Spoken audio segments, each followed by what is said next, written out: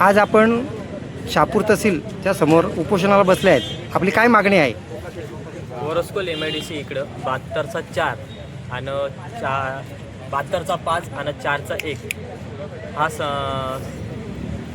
गट नंबर हा आमच्या मालकी हक्काचा असून माझे आजी रामकली भगवान परदेशी यांनी ती जागा खरेदी केलेली असून 1970ला ती जागा आम्ही चौधरी यांच्याकडून विकत घेतली होती खरेदी करून. त्यानंतर माझ्या वडिलांनी त्या जागेचे 16,44,512 एवढे जागेचा नजराना भरून आमचा फेरफार मंजूर झाला होता.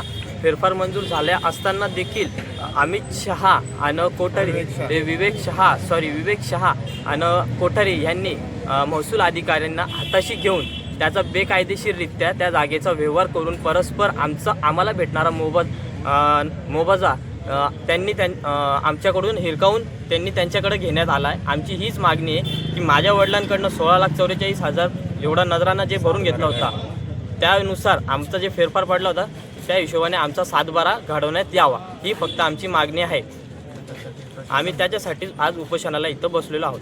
7/12 घडल्याने आपण मग पुढे आपल्याला 7/12 घडून आपल्याला काय भेटेल? आम्हाला न्याय मिळावा. माझ्या वडिलांनी जे पैसे लोकांकडनं आज उसने घेतले होते, व्याजी पैसे घेतले होते सावकाराकडनं ह्या जागेसंदर्भामध्ये की बाबा आमची जागा आहे, आम्हाला तहसील साहेबांकडनं सांगण्यात आला होता की तुम्ही ह्या जागेचा नजराना भरावा, त्यानंतर तुमच्या उतार्यावरती आम्ही नावं चढवून येऊ. आणि माझे वडील हे साधारण काम करणारे 400-500 रुपयावरती रोजाना काम करणारे व्यक्ती होते. त्यामुळे त्यांनी पैसे लोकांकडनं आज उसने घेतलेले ते आज आम्हाला फेडता येत नाही आहे. याच कारणामुळे आमच्या वडिलांना चाल ढकल करत होते, आम्हाला तारखा देत होते. आम्ही पैसे भरून आज वर्ष होऊन गेला. याच कारणामुळे माझे वडील खचले गेले आणि आज आमच्यामध्ये ते नाही आहे. तेच प्रसंग आज माझ्यावरती परत आलेला आहे. आज आम्हाला विष खाऊन मारायची वेळ आलेली आहे. ज्यांच्याकडनं आम्ही पैसे उसने घेतलेले ते लोक आज आमच्याकडनं हिशोब मागत आहेत. आमचं फक्त एवढंच म्हणणं आहे की जे आमच्याकडनं जे आमचा 7/12 घडावा फक्त एवढाच विषय आहे आमचा, बस त्याच्यासाठी आम्ही उपोषणाला बसलो. या उपोषणाला खर्डी शिवसेनेने पाठिंबा दिला आहे. आज आपण खर्डी शाखाप्रमुख म्हणून आपण काय सांगाल? शेतकऱ्यांवर खऱ्या अर्थाने अन्याय झालेला आहे.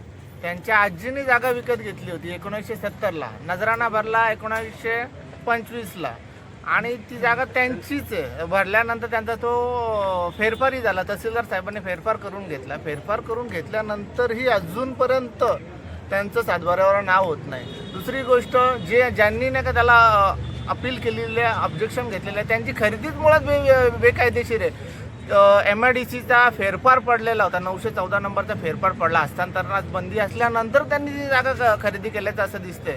आणि मुळात पहिले यांच्या आजींनी ती जागा विकत घेतलेली असताना सर्च टायटल काही न काढता दुसरं कसं काय ती जागा खरेदी करतोय.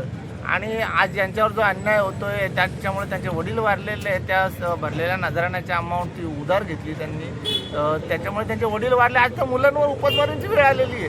आमचा शिवसेनेचा या पीडित शेतकऱ्यांना पूर्णपणे पाठिंबा आहे. न्यूज रिपोर्टर दीपक चंदे, मशाल न्यूज नेटवर्क.